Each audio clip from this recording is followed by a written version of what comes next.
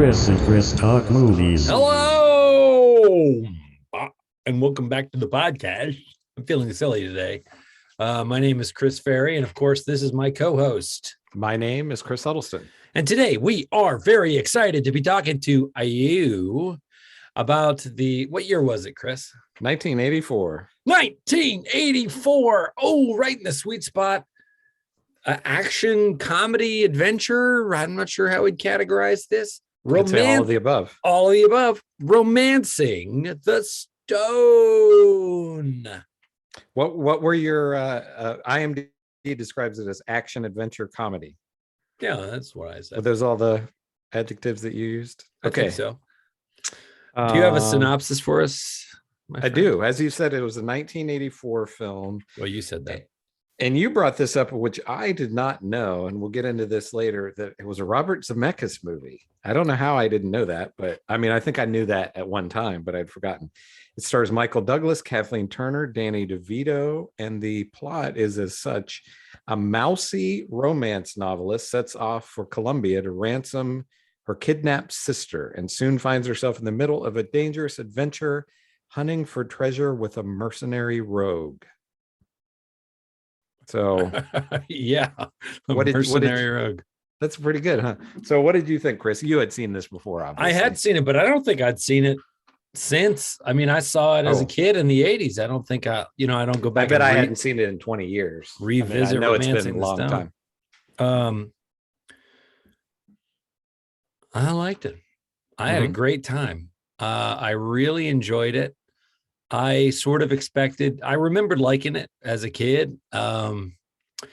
I sort of expected it to be, I didn't think I was wrong. I expected it not to age very well and be kind of 80s corny, okay. In terms of if the litmus test that I always use is a popcorn movie on the couch, that's an entertaining movie. Some stuff did pop out at me that I want to talk about tonight. That I noticed as a person who has watched film his whole life and learned more about film and produced films, that certainly would not have occurred to me as a kid, that I think go into making it a good movie. But I don't want to lead with those things. I want to hear what you thought.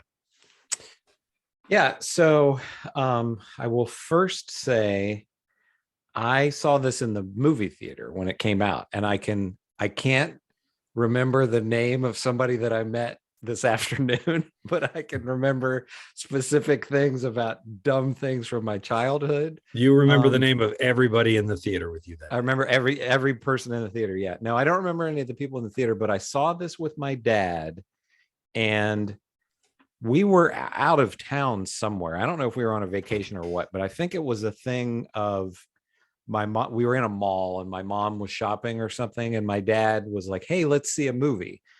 So we see the poster for this. I don't remember seeing a trailer or anything. And as I guess 10 or 11-year-old kid, I thought, who was obsessed with Indiana Jones, I thought, oh, this is just an Indiana Jones ripoff.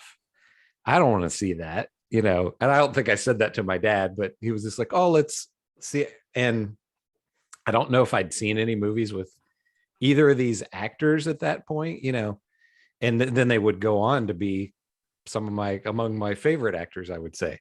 But so I can recall going into this not wanting to watch it. And then I loved it. And I can remember this being one of those movies. I know I saw this many times on video or HBO or whatever afterwards. And I can remember this being in elementary school, this being one of these movies that I talked with other kids about on the playground. We didn't, although didn't go to school. We went to school together briefly as kids and then later, but we didn't go to school. You and I didn't go to school at this time, but we probably talked about this movie when we were kids at some point. I don't remember those conversations, but I can remember quoting lines from this as a kid, so it was definitely became one of those beloved films from my childhood. And the sequel as well, although I think the sequel is probably not as good as I recall. But Yeah, they have some things. So she is a romance novelist who Turner's character, who has to go to Colombia to rescue her sister who's been kidnapped, and one of the kidnappers is Danny DeVito. And that's another thing about watching some of these old movies is people, I would say, I don't know, under 30 probably only know, or maybe under 35 or so, only know Danny DeVito as the guy on Always Sunny.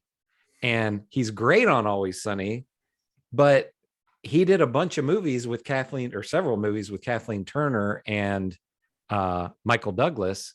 And he was a great director too. He didn't direct a lot of movies, but another one that I think we should watch sometime on the show, because it's been forever since I've seen it, is shit. I had it right on the tip of my tongue. Damn it. The one where they're married and they're fighting. War of the Roses. War of the Roses. Yes, the one where they're married and they're fighting. War of the timeless Roses. classic. Sure. I It do remember these, War of the Roses. Yeah. But it stars these two, and Danny DeVito directed it. And it was as I remember, a really great dark comedy, but it's been forever since I've seen it. But so I suppose this movie in a way is, I mean, I'm sure they were playing off of the popularity of Indiana Jones. Of course. But this is a lot different than the Indiana Jones movies. Absolutely. Yeah, absolutely. If Indiana Jones is an ice cream flavor like pistachio that was wildly popular among many, many other things, it's capitalizing on a certain flavor. He's wearing it's set in the jungle, to swinging on vines. So it's an adventure pick set in the lush wildness of nature, a la the first scene of Indiana Jones where he's bushwhacking through to some South American temple. That's about and they're hunting for a gem. They're treasure hunters. So that's as deep as it goes. That, and the fact that he's dressed like you would and wearing a Stetson. He doesn't have a bullwhip or anything else, but he's got a machete. The echoes of that are unmistakable, but it's a totally different movie. Right. And, it's right in the title there, Romancing the Stone. This is very much a romance film. And I noticed watching the opening credits that the writer was a woman. And so,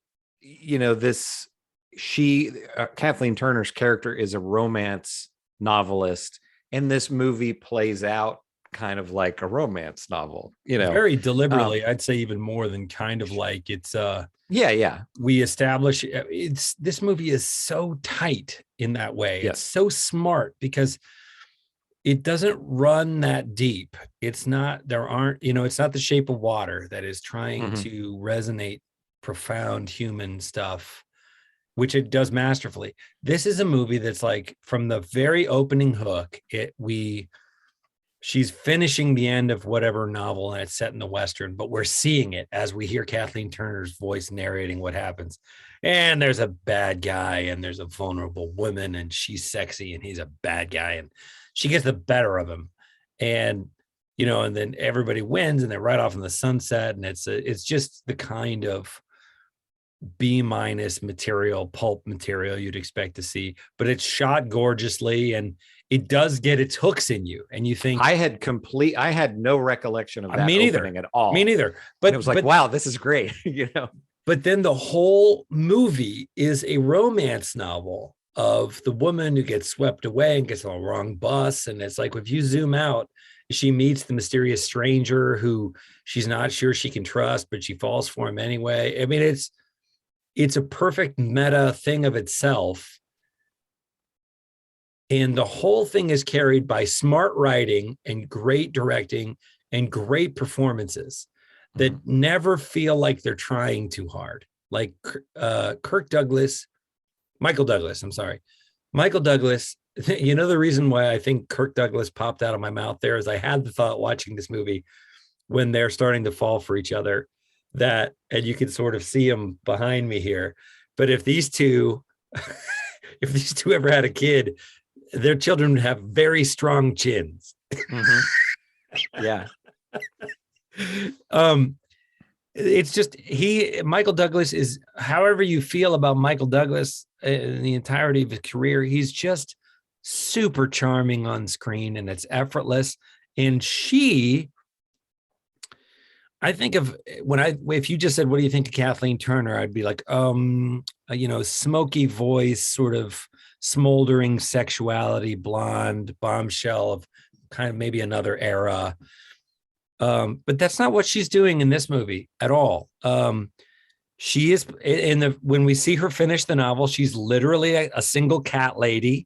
She has a relationship with her cat where they celebrate, and she lights candles and sits down to a fancy dinner with her cat, gives the cat food, and puts a sprig of parsley on it. I mean, it's funny in that way that it's over the top, but they do it so sincerely and so sweetly that it doesn't, it doesn't rankle. You never think, oh, give me a break. You just think, okay, these are broad strokes, but you're on board almost immediately. And the two of them have such great chemistry. He's not playing so much a character as much, I think of Sean Connery. We just talked about Sean Connery as Agamemnon in Time Bandits. He's not playing a role. He's just charming as hell. Like, that's what he's doing. They put him in a wig and a costume, and he's telling the story of like, oh yes, I am King Agamemnon, with this dazzling megawatt smile. And you're like, if you were a kid, you wouldn't want that to be your dad? You would. I want him to be my dad, So Michael Douglas is hitting his marks, but he's just being charming as hell. There's not really much character that he's layering on there, as much as his sort of great comic timing and charm and chemistry. She's actually playing a real character. She's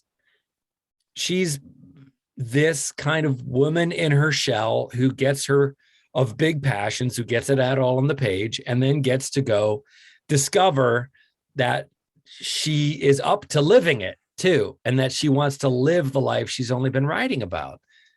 And I think the whole thing just is super. And Danny DeVito, I think Danny DeVito in certain roles can be a little bit cringy. He's amazing. I'm not going to say Danny DeVito is not an amazing actor and director and super talented guy. But I went off a little bit about him, and there was even comments that I don't know that we let post about the Batman Returns, where I thought his Oswald Cobblepot was a little like, that was direction too, but he was he was a little rapey. And I was like, ugh, and I think I don't know the man. I don't want to cast aspersions on the man. I think he's comfortable playing cringy roles that push the envelope of that. He's not in this film. He's a villain sort of, but it's really comic relief. And he's a brilliant comedian on screen. Oh yeah. And it just the thing is firing on all cylinders, and it doesn't run that deep. And the other realization I had was the score, while definitely cemented right in at 1984, mid 80s, the score is brilliant. And it made me want to look up who did the score for that, because I thought, did this guy also do Beverly Hills Cop, or were these other things all sort of imitating this person? Or I say guy, I don't know that it was a man, but I looked at the name, and I'm going to look while you're talking. His name, but I just thought, the score dates it as a mid 80s movie, but it's everything it needs to be. It's not John Williams, right? You're not going to go buy the album. The score itself is not a leading character in the film, but for a mid 80s movie, Star Wars would not have been Star Wars without John Williams' score. It would have been many great things, but it wouldn't have been Star Wars without John Williams' score. This probably could have done fine without this score, but this score was the perfect icing for a great cake. just to mix a bunch of metaphors together. Oh, sure. And I thought, I don't know. Rachel's a tough critic, my wife, because Did she watch it with you? No, but she's Oh. not a movie person, but we're always looking for stuff to watch together. And it's a little challenge because I watch a lot of stuff. I'll watch I'll find something interesting in most stuff I watch, and rarely will I don't think I ever walked out of a movie that I had paid to get into until I started dating Rachel. And oh yeah, I've never walked, even like things I hated. I've never I paid for this. I want to see how it ends. Yeah. Like if I'm going to run it down, I want to be able to run it down from start to finish. And I've seen some bad stuff in the theater, But the first movie I think I ever walked out of was Dumb and Dumberer. She and I went to see that on a date, and she's like, I can't. And I was like, but we paid to see it. She got up and left, and I'm like, I guess I'm leaving too. But that was a terrible movie. But I try and find things that she and I are going to like to watch together, because we do enjoy it when we find material. And I thought maybe she'd get it. Maybe she would like this one, because this is. Had she ever seen this before? I don't know. Oh, okay. Yeah, I was thinking, this is definitely a movie that I would have, I saw it with my dad, but that I definitely would have watched with my parents when I was a child, because it's family-ish. There's some profanity and kind of borderline nudity, but it's pretty tame, certainly by today's standards. The whole family can watch it, and just on that note, like, because a running thing of mine is sort of sexuality in movies and the sort of puritanical rating system in America. It's not puritanical, it's really convoluted, where anything sexuality oriented is treated like it's the most dangerous whatever, and then but violence is given this incredible pass. In the beginning of this, which is very much the filming of the sort of bodice ripper she's writing, there's a scene in which the woman who the bad guy is threatening is sort of standing, it's clearly supposed to look like Kathleen Turner. The actress is not Kathleen Turner in that scene, but the silhouette of her is supposed to be. And she's wearing, it's in the West, and she's wearing a long skirt and a sort of a white lace top. And I don't know if it's sweat or what, but she's sort of wet, and it's very sexualized, as a bodice ripper would be. But there's a shot where she's sort of pulling her, she's nervous because this guy's leering at her. He's got a shotgun, and she sort of pulls her shirt up, and you can see her nipple sort of through her wet shirt. Yeah. And I just thought, that's so sexy. Like that's not a dirty shot, but it lands a punch. Like it lands what it's trying to do without being the ratings, like what makes this an R-rated movie or whatever in this shot. And they're like, well, technically nothing, but it's very sexy. And you're like, yes, but then it's supposed to be. So, there's nothing you could point to and say this crosses the line. But, when they look at each other and they embrace, it smolders, and it's just great. Anyway, sorry, I interrupted you. Oh, no. I was rambling. So this was a PG rated film. PG. So I thought maybe it might be PG-13, but I know that 84 was right around the time that I think the first PG-13 movie was Gremlins, I believe. But so that opening, that is a scene from her book, and that actress, her face is obscured kind of the whole time, as well as the hero guy. And I thought that was so sexy in the beginning. I was like, who is this actress? And I looked it up, and I should have the name, but she wasn't in a lot of things. She was most famous she was in ZZ Top videos as like one of the girls in the ZZ Top videos. But yeah, it's as you said, their chemistry is fantastic. And, and as you said with Kathleen Turner, she is this beautiful actress, but, she was great at comedy as well. This is not, she doesn't have a ton of funny lines, but And she's so convincing as, you know, in that just the description, they use the term mousy as being this kind of mousy, you know, and there's early in the film, her editor takes her to this bar and is wanting her to meet, you know, guys there, and she's just, you know, not really interested in it. And you can see it as, even though she's this beautiful woman, that could kind of just be a cat lady because she's so dressed down early in it, you know. I don't really know where I'm going with that. Well, and she goes to Colombia, right? Mhm. Because her sister is in trouble, has gotten mixed up in something, and she gets mailed you know, an envelope, and in the envelope is a treasure map. And it turns out that they, you know, her brother-in-law, her sister's husband, has been killed, something over this map, and this come from him. And some bad guys have her sister, and she gets a call. It's like, you need to come to Colombia and bring that map, and or they're going to hurt me.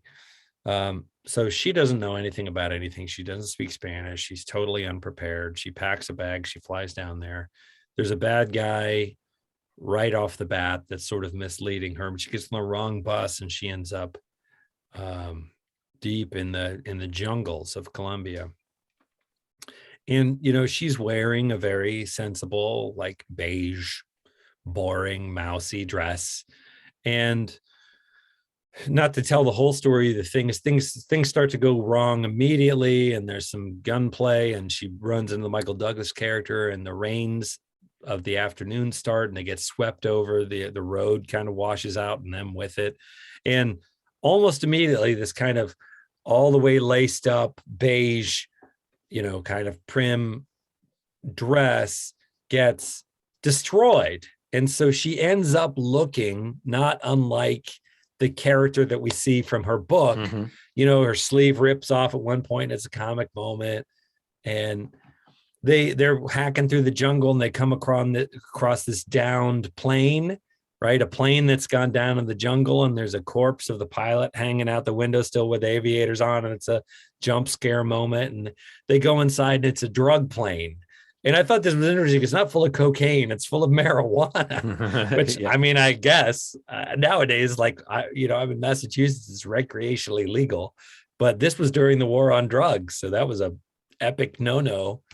And maybe back then there may have been more.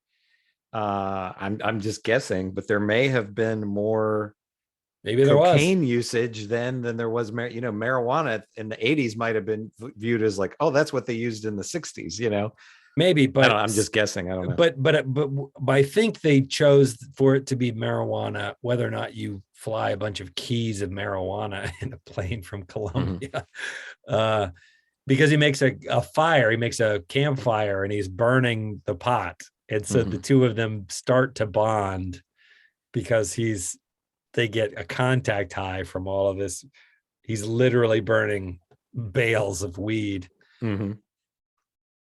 I don't know. It's just, the whole thing is very paint by numbers, and you sort of see where it's going as it goes, but that doesn't keep it from being charming as hell.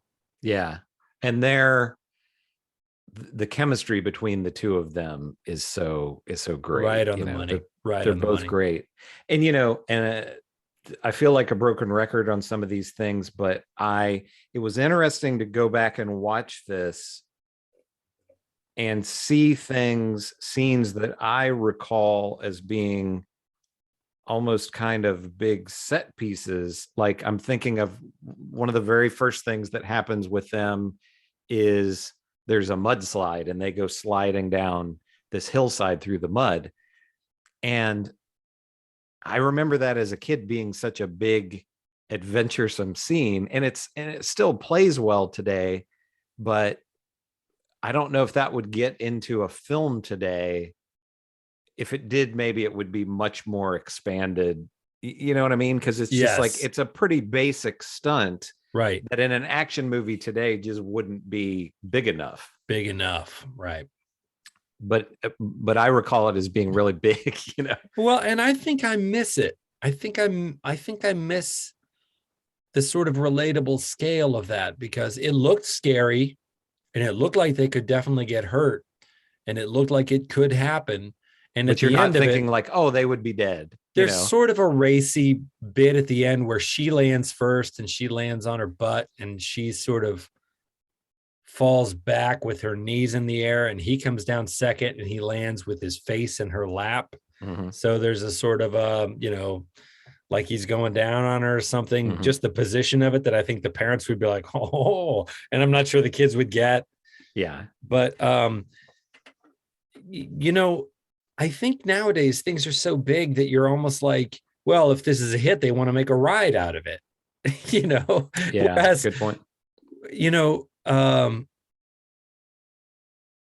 You can imagine standing on a road and having the road washed out and being swept down the hill like they were. Like, you could imagine what that would have been like. And his response, she doesn't quite know what to think. He says, She's in shock almost. Yeah. And he says, are you hurt? Because she's never done anything like this before. And she's like, no, I'm not hurt. And his response is, woohoo! Yeah. Wow, what a ride. Like, yeah.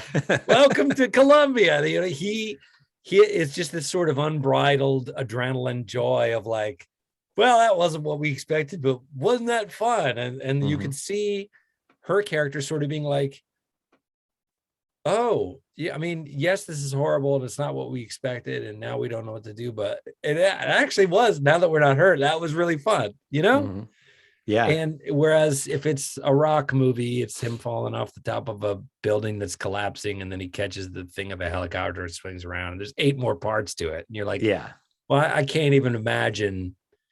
I can't imagine really doing any of the stuff that's in Too Fast, Too Furious. Like, that's just, I mean, I know what it's like to be in a car, but that's crazy. Look at that, Yeah. So it's a spectacle that you disconnect from in a visceral way. Sure, exactly. And I kind of miss it. I kind of miss, because it sort of inadvertently, I don't know that they mean to do this, but it sort of inadvertently feels like it kicks me out of the movie. It's like, just sit back and watch. We'll do this crazy stuff. And I'm like, well, I want to go along for the ride. Like, I want to feel like I'm along for the ride.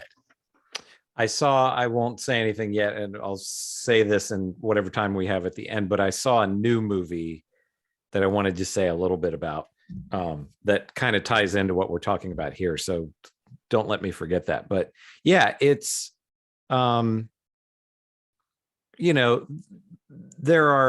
there are definitely things in this that you think, oh, that's probably, couldn't necessarily, like, there's a scene where he's scaling up this, there's sort of the climax is in this sort of castle or old fortress or something, and he's climbing up the wall of it, with his bare hands, and it's like, you probably would fall and die, but it, again, it's like, this could possibly happen, right. It's right. So, but in the reality of the movie, again, like, yeah. And I'm reading a big fantasy series. I'm reading the Wheel of Time series now, and it's not the same kind of romance fantasy. It's like swords and sorcery fantasy, but it's the same kind of thing. It's like, they don't detail the difficulty of climbing up the wall. They're just like, and painstakingly he climbed the wall. Upon reaching the top, you know what I mean? It's like, you don't, it isn't realism. You need enough of it. Or in Star Trek, it's like, you need a couple of lines of baloney science to be like, well, so how are you going to, well, the dilithium, they only decay on or whatever. So we could, that might work. That's all you need. You just need the people to acknowledge that this is, a challenge, but there might be a way out. You need to quantify it somehow, and then we're all willing to suspend our disbelief. Like, oh, well, if Spock says the dilithium behaves, it's fine. It's gonna be cool, right? So we see him climbing, and we see that it's hard, and then we don't spend any more time on it, because, and I think the plot doesn't have him fall. The plot has him make right. It. Well, and I think also the thing is that so I don't want to, I've not seen this film, and I'm sure it's probably entertaining. So I don't want to, it's unfair for me to bash something that I've not actually seen. So I'm not trying to do that. But I imagine, say, a film like Uncharted that's out now. That Tom Holland. With Tom Holland. I'm sure there are crazy stunts in there, Fast and the Furious type stunts that involve CGI, and that would probably take you out of the film. Whereas with this, even if the things are implausible, we know an actual human was there. It probably wasn't Michael Douglas climbing up the side. Or when they do the, I was just thinking, watching when they do the mudslide, it's like, wow, that looks really dangerous. I mean, I know it was stunt people sliding down, but it's still a real, it appears to be a real hillside with mud. And they You know what I probably mean? built a slide, Yeah. out of PVC or something on the hillside, and then they dumped a bunch of mud and water down with the people. Yeah.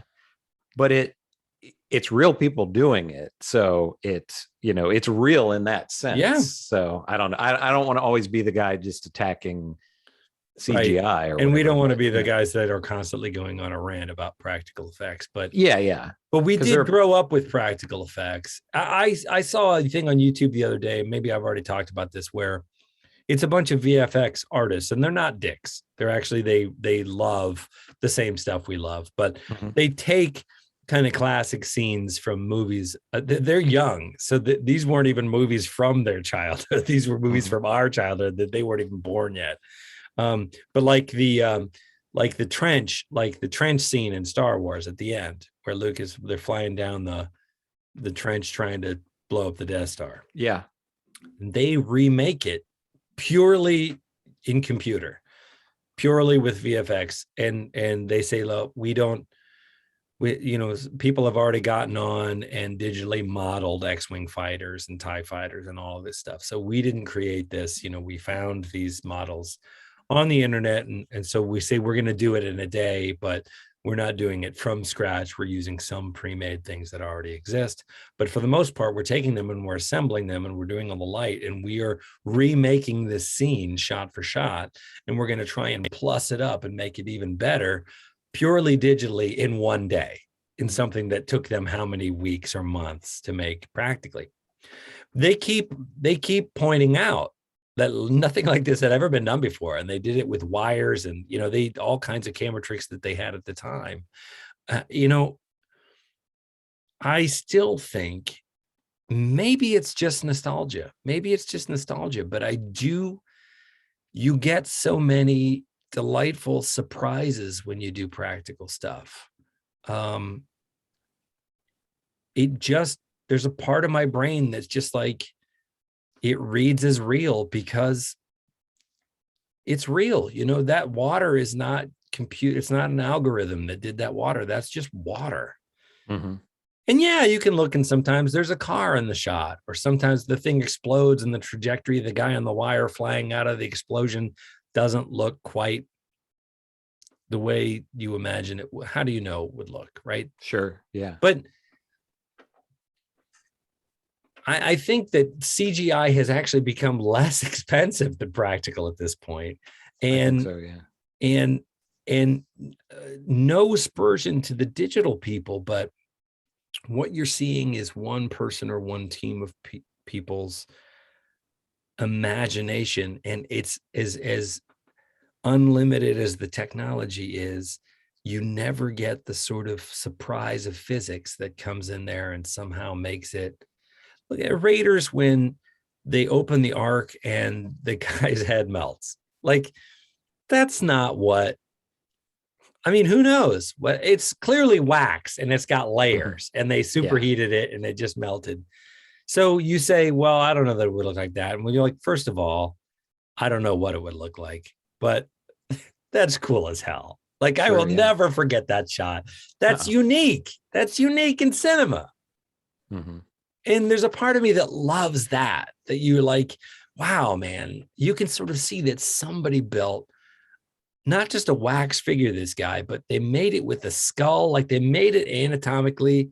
There's eyeballs and those melt, so that when this thing melts, we see layers of it melt away, and it's not just like one big pink candle. I don't know. Well, and a lot of times now, maybe Spielberg necessarily didn't have this, but a lot of times with some of the practical things they were doing, they had one take. So it's like they blow up a model of a house, or they blow up a real house, or a movie house, and we got one chance, So if it doesn't work out right, exactly, That's you know, what we this is got. what you get, you know? Yeah, it's it's impossible to say, you know, you can't separate the nostalgia from, you know, Well, go you ahead. the filmmakers that you know that forces you to invest in it. Like, we got one shot at this, or we have to make this work, right? We have to make this work. Even if we don't have one shot at it, we have to make this look good.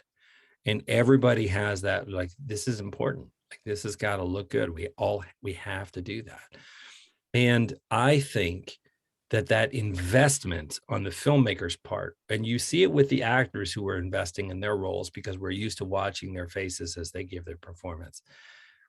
But the set people and the costume people, I mean, look at Lord of the Rings and the everybody who built the sets and the costumes and everything in Lord of the Rings, like, they were invested in it. How do you know? Look at it.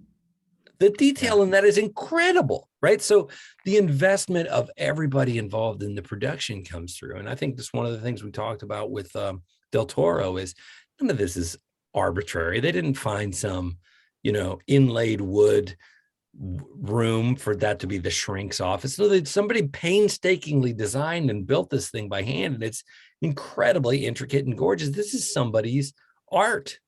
And that investment comes through on screen. You see that investment.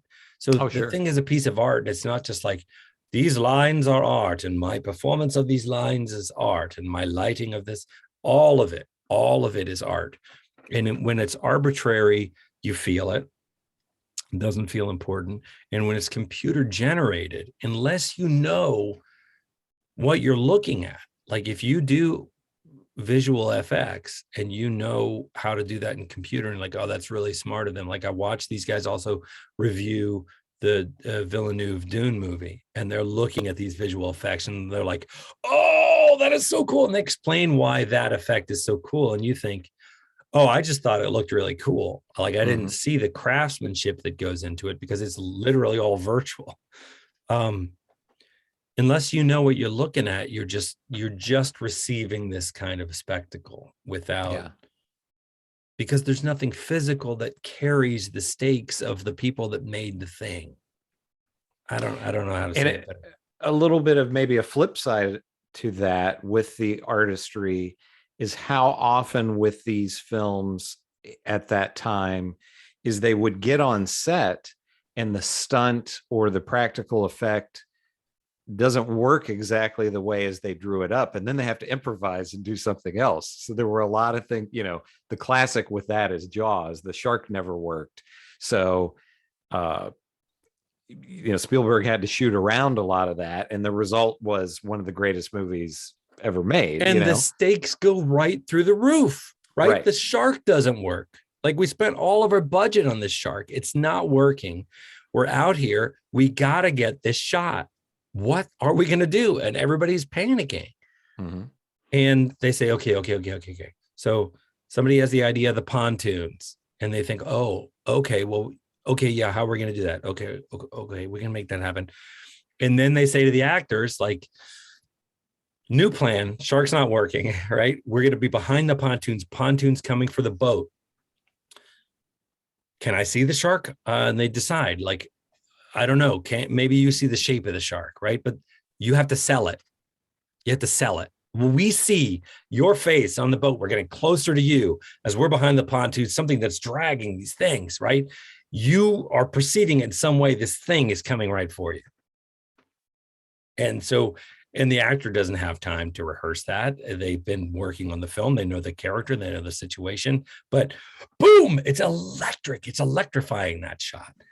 And what we remember from it is the pontoons, but the actors anchor it to our experience. So he sells it. You know, the look on his face is just like the incomprehension of something big enough to be dragging these things, maybe a shadowy shape in the water. I mean, he knows it's a shark, right? It's terrifying. It's the Hitchcock thing. You see the face of the person that sees the monster. You don't see the monster. You're looking at the face of the person who's seeing the monster that is standing where you're standing, and they're horrified. And you're like, oh, it must be horrible. And, you know, now they can, and this isn't a bad thing, it's just different. They can do whatever they want with the shark. No, they could just show the monster. Yeah, they can show the monster, and it's like, oh, if something doesn't work, we can fix it digitally later, and that's not bad. That's just different. Right. Then you have a different, if Spielberg were making Jaws now, he would show the shark much, much more. And maybe it would be Jurassic Park. Right. And it'd be like, oh, the shark is amazing and it's terrifying, But the shark better be. Yeah. Right. I mean, that puts a very high bar on the shark. And we've talked about all of this before, but Alien, the first one, Giger's work of that crazy xenomorph, that design, you don't see much of it. You really don't. You see little pieces of the elephant. And in the end, you sort of get the full reveal, but you don't have the time in the movie for the camera to like lavish all over this thing. It's this gleaming black nightmare. There's a tall guy in a suit, walking. Yeah. And it's pointy and scaly and sharp and dripping fangs, right? But not until the end do you actually see the whole, and that's all you get to see of it. Mm-hmm. And this was before you could pause and go back and freeze frame and stuff too. So what you saw of it was what embedded itself in your nightmares. And then even in Aliens 2, which I think was a great movie, where it's like, well, okay, we already know what the aliens, now there's a bunch of them and we're going to play around with what does it look like if there's a bunch of them coming towards you really fast and layering some other stuff into the storytelling. But by the time you get to Alien 3, 4, 5, 6, 7, 25, it's sort of like, okay, yeah, like we know what it looks like. So how are you going to make this new, right? What's scary about it in a new way? And I think that the last ones he did, Prometheus and Alien Covenant, the scariest thing for me was not the aliens, but David. Right. Mm-hmm. And I'm a big Fassbender fan, but oh, sure. Yeah. So it's like, it's not even about the aliens. It's about what created the aliens was this sociopathic creation of man. I mean, that said, I love Prometheus and there's a lot of CG in it, so CG, in itself isn't bad. I loved Prometheus as a whole, but I thought there was a bunch of it that felt like the studio got involved in ways. Yeah. There's some goofy stuff in it. This is stupid. One thing I wanted to say about Romancing the Stone is it's certainly not a lost film because, this is on, so I watched this on HBO Max, yep. So it's available for everybody to watch. And it's not even a forgotten film, but it's just you never hear anything about this film. So, and I wonder if, I think probably for most people, even people younger than us, when you think of Michael Douglas, they probably think Wall Street and Fatal Attraction, probably. There's probably the two big ones that I imagine probably younger people are really familiar with. Kathleen Turner, people probably think Body Heat, I imagine. But this, this and Jewel of the Nile and War of the Roses are just movies that nobody says it. Probably another Michael Douglas one is probably Falling Down. People seem to be really into that one, but you know what I mean? These were hit movies that were not Indiana Jones. They weren't on the Indiana Jones level. People aren't buying action figures of these characters. I mean, maybe somebody has made action figures of these. I don't know, but you know what I mean? It's just like, this is a movie that I think people our age and maybe even maybe our parents' age are nostalgic about, and maybe people are catching this on, younger people are like, oh, what's this? And they're watching it on HBO, but I'm not sure what a 10 or 11-year-old, the age that we saw this initially, or even like somebody in high school or 25 or whatever, how this would play for them, if this would be kind of dull based on what people are used to. Yeah. In terms of a romance and in terms of action. I don't know. Yeah, that's interesting to think about. I wonder if we are. So, because to me, like, I don't want to over effuse. This is not one of my favorite films, but as a piece of entertainment, as a piece of movie entertainment, I just think that I don't want to use the word perfect because I think it oversells it, but it's just so, it's precisely what it is. Mhm. And it's nothing more, but Yeah. it's nothing less. Like it doesn't aim super high, it aims to entertain. And it's like, a romance novelist gets swept up into a romantic adventure, precisely like the kind of books she writes. Happy ending, twists and turns, PG, squarely PG, maybe PG-13, considering the new thing that was coming. But it hits all the marks. It does it, makes it look easy. There's aspects of it that are a little dated. I always love watching in New York when somebody goes and uses a payphone. Mhm. But New York has not changed. Like the parts of the Upper East Side and everything that they are, or the Upper West Side that they're in, those buildings were built at the turn of the century, and they're exactly the same. The cabs look more or less the same. New York looks Probably the more or biggest less. change, probably the biggest change is Times Square. In 1984, Times Square was probably still really seedy, and now Yeah, it's almost like Disney World, and you don't really now. see Times Square in movies from this era except in Woody Allen pictures. Yeah, because it was like They porn stay theaters and up in stuff. the residential. Yeah.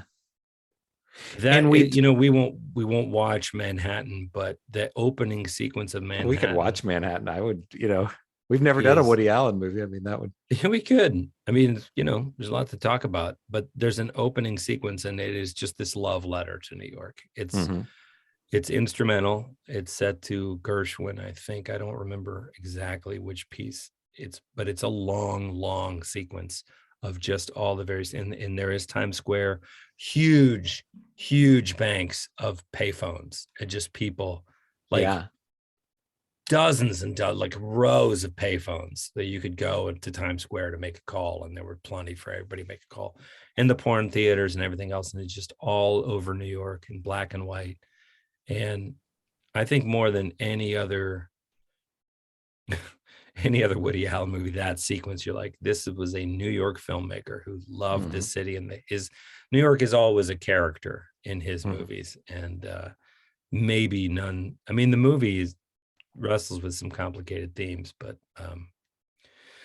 anyway, we kind of slew all around. I think that this movie is exactly what it sets out to do, and it just does it. You're like, I'm going to make a movie that is a kind of a meta thing about a romance thing. It's a romance story about a romance writer who kind of ends up living the thing, and you're like, boom. What did I? Yeah, stuck the landing. 10 out of 10. That's Did it For reinvent sure. anything? No. Was it funny? Yeah. Was it romantic? Yeah. Did you believe the performances? Hell yeah. Was it entertaining? Yeah. It's like, And we mentioned that Robert Zemeckis was the director of this.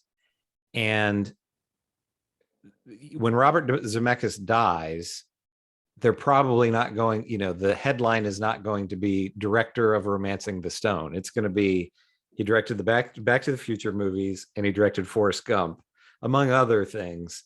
But he has to be one of the most unheralded directors in terms of what the blockbuster movies that he has done. I mean, I'm saying this like he's not around anymore. He's still around and still working, but you're not going, there's probably somebody out there who would say this, but you're not going to say to somebody, who's your favorite director? And the person's going to say Robert Zemeckis, but I mean, this guy, it made entertaining movies. I mean, I think when most people, I imagine, think of the Back to the Future movie, Spielberg produced them, right? right. I think they think Spielberg. Because they feel so Spielbergian. It was Zemeckis that directed those movies. And those, talk about entertaining movies. Those are super duper entertaining. Yes, they do clearly have Spielberg's hands in them. Absolutely. But I also feel like Zemeckis was a filmmaker that when, he got to work with Spielberg, he was like, hey, I'm not going to turn down good ideas. Yeah. Is this going to make it more entertaining? Are people going to like this more? Absolutely. Great idea, Stephen. Let's do that. Um, some artists like David Mamet, who's a playwright, are very, very jealous of their words, and they want their actors to say it specifically. And I just think, what good do you think? Do you think your words are so precious that no idea could possibly improve it? Like, are you so closed off to collaboration? Like, if somebody offers you a bad idea or an idea that you don't think is any better, it's just different, then by all means, as the artist, don't take it. But if somebody comes to you with an idea, don't you want to be open at least to the possibility that it might be a good idea? And if it is, don't you want to let that idea make your thing better? Like, you should. I don't know. Did Mamet write Glengarry Glen Ross? Yeah. We should do that on the show. Yeah, he wrote the play, and then he also he directed the film. I don't know if he directed the film, but he definitely wrote the film adaptation of it. But yeah, we talk about a film that is just acting. That's just a movie of just dialogue. It's pretty much the stage play with a few tweaks. The Alec Baldwin character doesn't exist in the play, and in the play, I don't know all of Mamet's work, but I've been in Glengarry Glen Ross, and that play, I mean, if you don't like David Mamet's work, you're not going to like Glengarry Glen Ross. But for his work, it is the whole first act takes place in the Chinese restaurant, and then the whole second act takes place in the ransacked office. And it's just, again, I don't want to use the word perfect, but it's just this gem of a thing, and it's just so boom what it is. And then I think all these great actors together, delivering this great dialogue. I think the film, for the most part, captures that. It's one of those specificity. It's one of those, where I've done this a couple of times, where you play a song for somebody or you have them watch a movie and you're like, they're going to love this. And then I've a couple of times I've gotten friends to watch this and watched it with them. And it's like, what do you think? It was okay. And then it's just like, oh, you know what I mean? That feeling of like, oh, because I just think it's such a brilliant movie. But I don't know if you ever go to the theater, if you have the opportunity to see a good production, a production that's getting good reviews of Glengarry Glen Ross on stage. Yeah, that would be fun. I recommend it, especially if you like the movie. You're going to miss the Alec Baldwin monologue, which I think is pure Mamet, and I think he really hits out of the park. But the whole thing is that kind of swinging dick swagger and bravado and bluff and just toxic masculinity yelling. I don't know if there's a female character, and it maybe there's not the wives of a wife of someone they're trying to sell to, but yeah, it's definitely a sausage fest. It's just all men and it's all salesmen. Yeah. Yeah, exactly. So yeah, I love that. We should, that's one that we definitely should do sometime, because that would just be fun this is a movie I would enjoy talking about. But all right, so what's your rating or recommendation? I recommend it. I mean, again, this is an 84, so it feels a little dated. But if it's a date movie or a popcorn movie, and again, I feel like as we age, there's a part of me that wonders, like, are we just old reruns of movies that aren't going to be relatable to younger people? But certainly if you're listening and you're our contemporaries, revisit this one. I had a great time. I thought it was a lot of fun. And they made it must have done well successfully. They made a sequel to it almost right away, didn't they? Yeah, I believe so. Yeah. And it kind of makes me want to go and watch the sequel. Yeah, me too. I don't know if it's on HBO Max also, but yeah, it's I know there are people, a good bit younger than us who listen to the show. So some of them maybe have seen this, some of them maybe not, but I can't imagine there are a lot of people who are around at this time that haven't seen this, or at least, aren't familiar with it. But if it's been a long time since you've seen this, revisit it. And if you have never seen this, it's maybe you're not that familiar with these actors other than these couple of big, other movies that they did that we mentioned.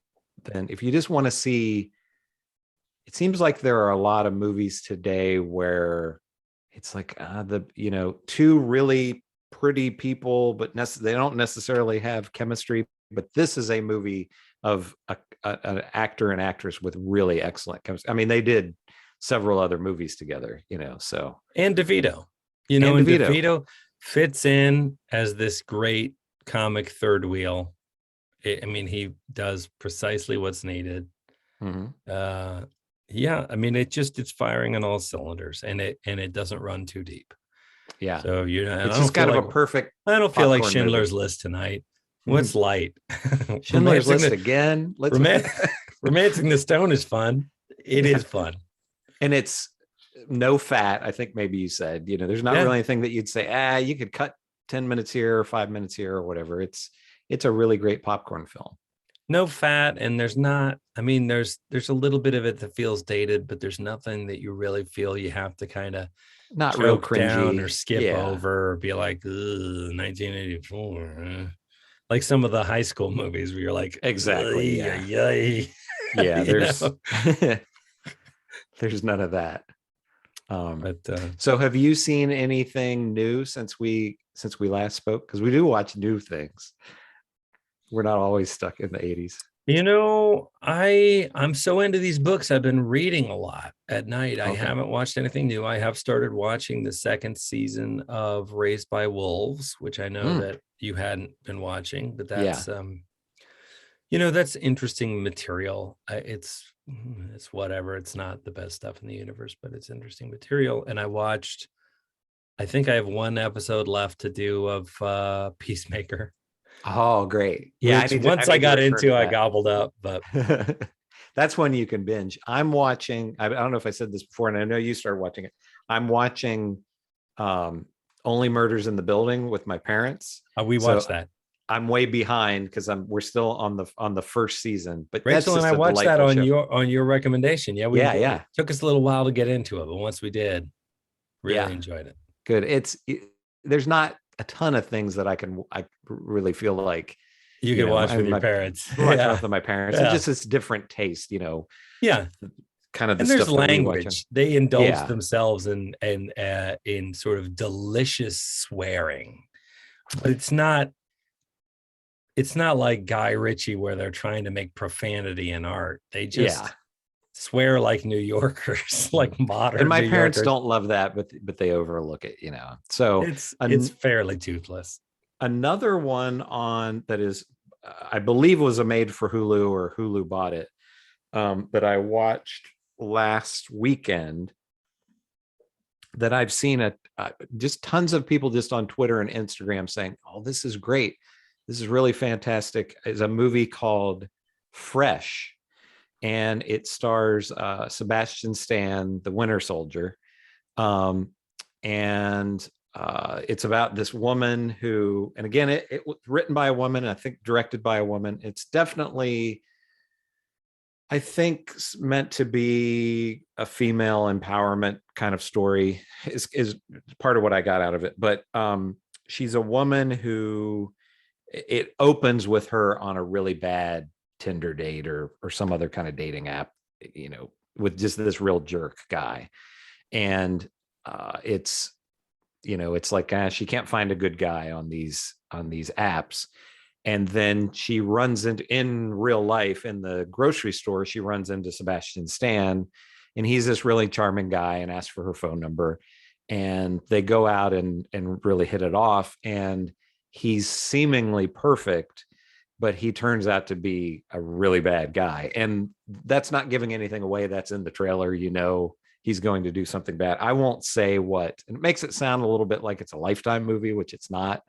But things kind of go off the rails for her from there. It's very well done, but it gets a little silly. And at the end, I don't know. It just felt kind of light to me, but it's getting, I may be in the minority on this because I've just seen a lot of people rave about it. It's, I would say you might enjoy it. It's thriller, borderline horror-ish.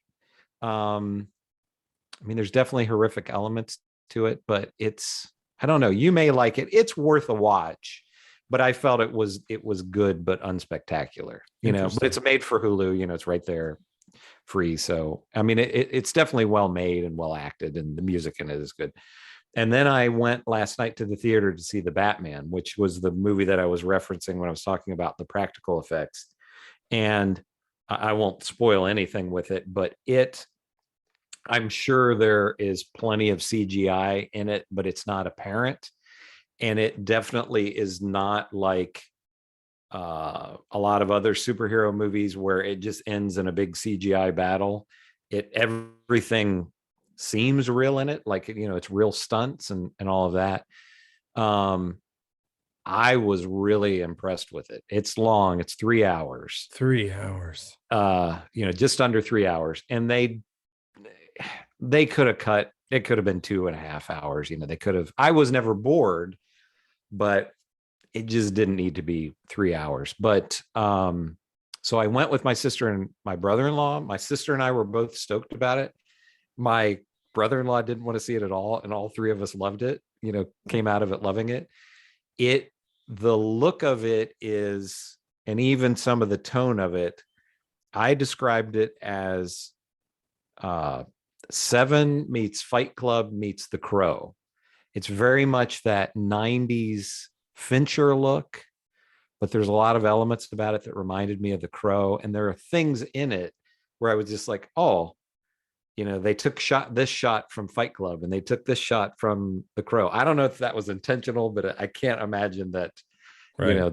that the director wasn't everything's dark, even in a fully brightly lit room. It somehow feels dark in here.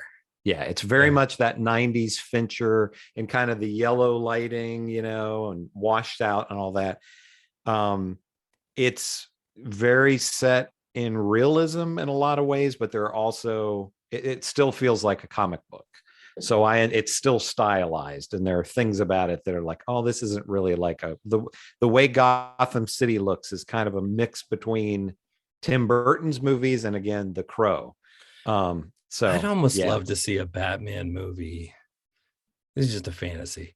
I'd almost like to see a Batman movie in black and white, shot like it's the 40s, like it's noir, like the original Detective Comics, and everything. The style is like, oh, it's him. See, it's the Batman or whatever. I'd almost. I don't know if a studio would make such a thing because of the commercial appeal, but it would be cool. The whole concept of it is so black and white. It's you're in shadow or you're not, and then the only time you ever see Batman is out in the streets where it's just the lone street light or whatever. And every other time when he's inside or City Hall or whatever, he's Bruce Wayne, and it's the typical tuxedo, and it's, the real creamed hair, and it's like what you're used to seeing in the golden age of cinema. I don't know. I feel like the material came out of that. Oh, yeah. And now the idea of somebody dressing up like a character is but it would be fun to see something set at a time where people couldn't get their head around it. It was like, who's this guy think he is? Why he dresses as a bat? It's like, oh no, I seen him. I seen the bat. It would feel supernatural in a way that is come to feel banal. Yeah.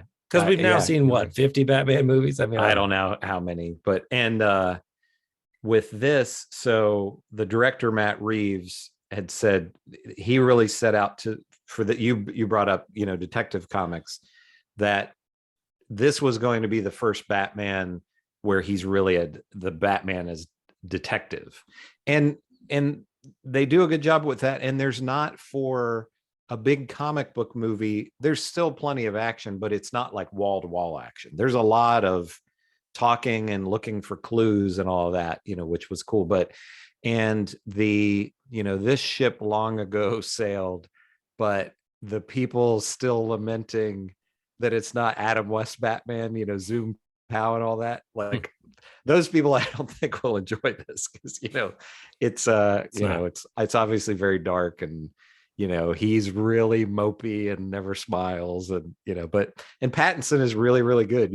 Every every new Batman, people are always pissed. You know, this is not my Batman, and he's really good. You know, in my opinion, the ones that are the films that are bad, it's never the guy playing Batman that is the reason that it's bad. You know, Right. I think all of the actors who have played Batman have been fine. You know, you have George Clooney is viewed as the worst Batman, but it's George Clooney. You know, it's You just don't him. actually have a lot to do as Right. Batman. I mean, you really don't. You're Now brooding. I mean, with this is I was reading, and I think this is true. This is probably the most Batman that we actually get. And now, of course, it's 3 hours long, but in almost all of the other films, the focus is on the villain.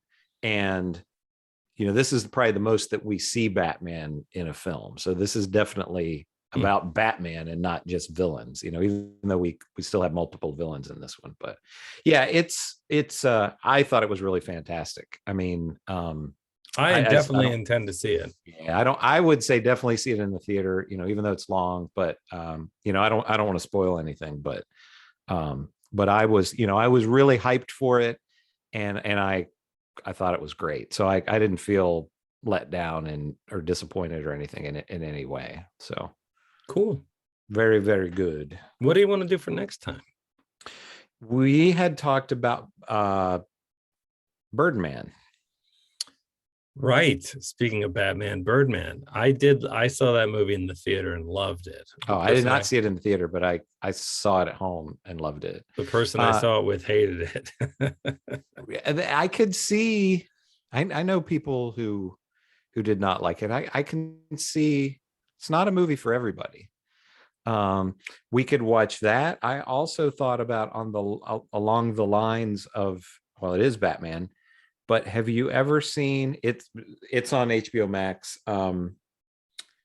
They did an animated adaptation of The Dark Knight Returns. Have you ever seen that? The Frank Miller comic? I'd like to do that sometime.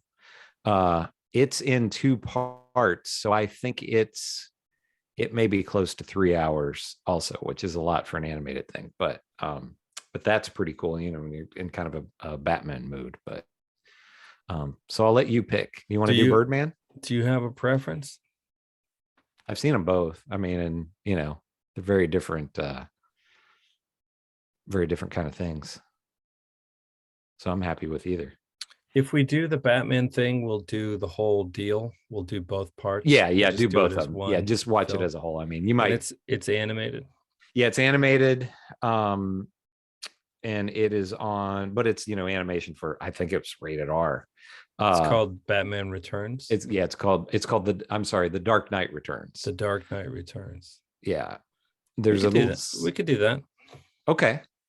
It's fun. I mean, and it's a straight, I mean, we'll get into all of this, but it is a straight adaptation of the comic. Of the graphic novel. Of the graphic novel, yeah, by Frank Miller. So and yeah, okay. And I like Frank Miller stuff. You'll see there's elements that they've used in that they took. Some of the movies, you know.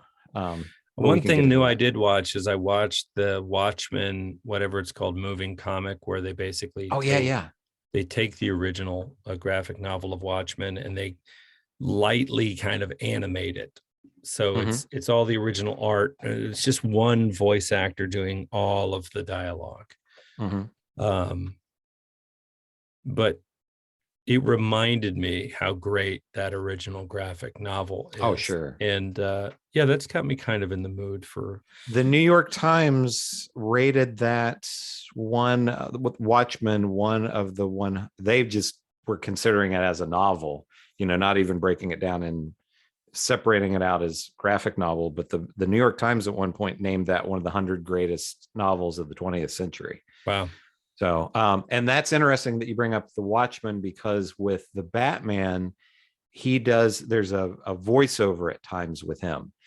And again, this had to be intentional. I can't imagine that this was just an accident, but that reminded me a lot of Rorschach in Watchmen, because there's a lot of him just, you know, it's like this city, you know, I'm paraphrasing, but it's like this city's going to hell, you know, it's just the vermin and, you know, blah, blah. And it was very, very Rorschach. And that's also just very noir. Sure. Right? Yeah. Yeah, And that's when she walked in. exactly. I knew trouble when I saw it, but I couldn't resist. This is Yeah. this sort of running narrator, like the internal monologue of the. But I'll be excited for when you do see it, so we can talk about it, because there's a Cool. Well, we'll lot do about it to talk about. Yeah. And I think I'll probably figure out a way to see it soon. With the kids and everything getting out to a theater, I've got to carve the time out to do it. And I've seen a couple of people on Twitter who were, again, it's like, okay, not everything is for everyone, but some people complaining, well, this is a Batman movie and I can't take my kids to it. Okay, I mean, it's very much a movie. It's a movie for adults. I feel I'm not going to take the kids to it, but I mean, I need to find 3 hours to get where I don't have kid responsibility. Like I have to pick them up from school, so sure. I can't go to the 11, 12, 1, 2, or 3 o'clock movie, right? So that 3 means hours makes it tough. I have to go to the evening movie, and that means I'm skipping dinner and bedtime. But that's fine. Right. Like I have to broker that. Mhm. I can't just pop out to the movies. Anyway, good to talk to you as always. Chris and Chris Talk Movies at gmail.com is where we are. If you're watching us on YouTube, please like and subscribe and leave us a little comment. And if you're listening to us on the podcast, thank you so much for listening to us in your ears on the podcast. We're everywhere, and we're on the socials.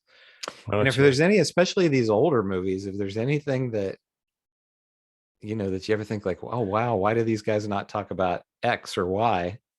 Send us recommendations. I'll watch X. We'll watch Y. Yeah. Maybe. I don't know. No guarantees. But we'd love to hear from you. And we're gonna do Frank Miller's animated The Dark Knight Returns Part 1 and there's 2. So many. Yeah, Part 1 and 2. Which is on HBO Max. Yep, on HBO Max. If you are subscribers, and join us for that in celebration of the recent release of The Batman starring Robert Pattinson. And anything else to add? No, that's it. Me neither. Then we will talk to you all next week.